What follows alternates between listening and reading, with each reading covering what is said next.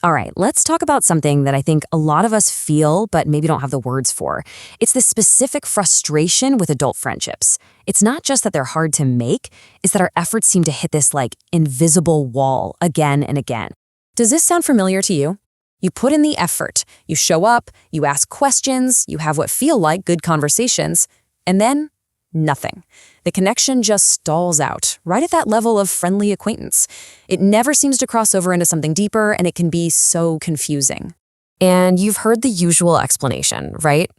Oh, everyone's just so busy. And, okay, sure, adults are busy, but that answer doesn't really explain the pattern, does it? It doesn't explain why things consistently plateau. It just kind of feels like an excuse. So, we're going to get into the real reason, not this surface level stuff, but the actual structural thing happening underneath it all. And here's a spoiler, it has nothing to do with you. It's not about you being unlikable or bad at this. That was never the problem. To really get what's happening now, we have to rewind.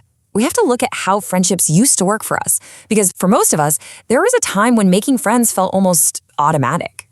Seriously, think back. High school, college, maybe your first job. Did friendship feel like work? Probably not. You didn't have a strategy, you didn't schedule get-to-know-you time. You were just around people, and friendships just happened.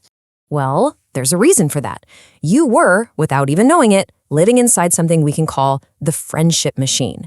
It was this perfect system of conditions created by school or college dorms that was basically designed to produce deep bonds for you, completely automatically. So what were the magic ingredients inside this machine?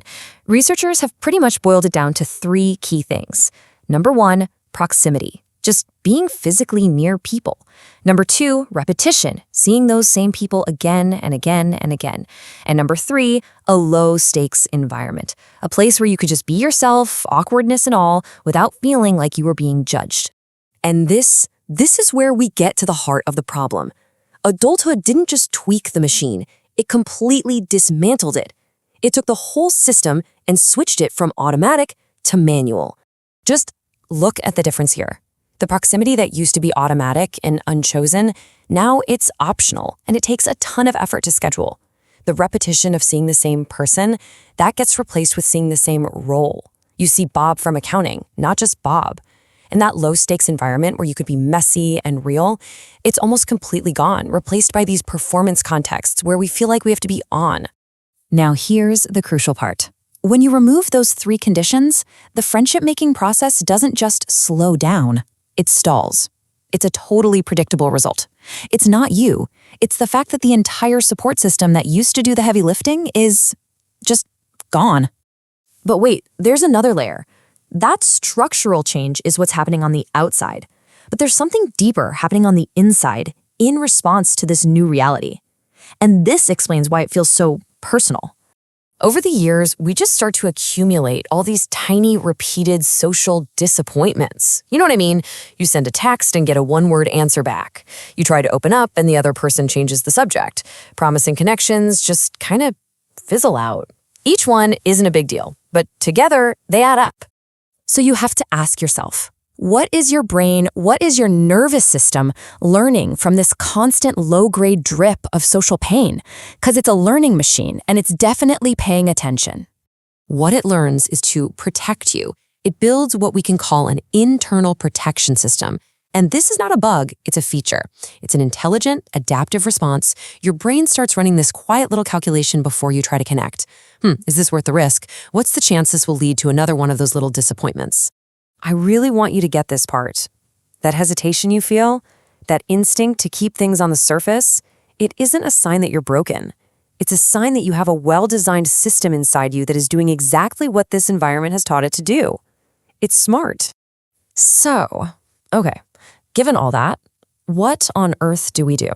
Well, this new understanding lets us shift our whole approach.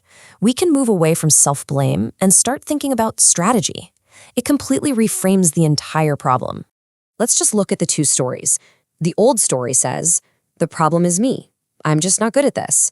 And every time you try to connect, it feels like a test you could fail.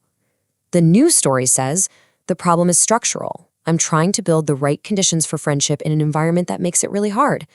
See the difference? One is a verdict on you. The other is a description of the challenge. And the practical value of this shift is just huge.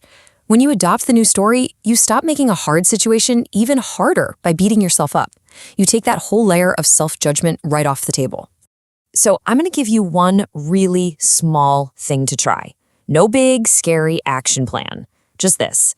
The next time you're in a conversation and you feel it's starting to plateau, just notice. Notice that tiny moment inside yourself where you make the choice to pull back, to play it safe. You don't have to do anything about it. Just see it happen. Because that moment of noticing, that isn't failure. That is information. That's data. That's you finally seeing the internal protection system in action. And you can't work with a system until you can actually see it running. So I'll just leave you with this question to think about. What changes for you in your body, in your choices, in how you feel when you stop treating connection like it's a test of your worth, and you start treating it like an experiment in a very difficult lab?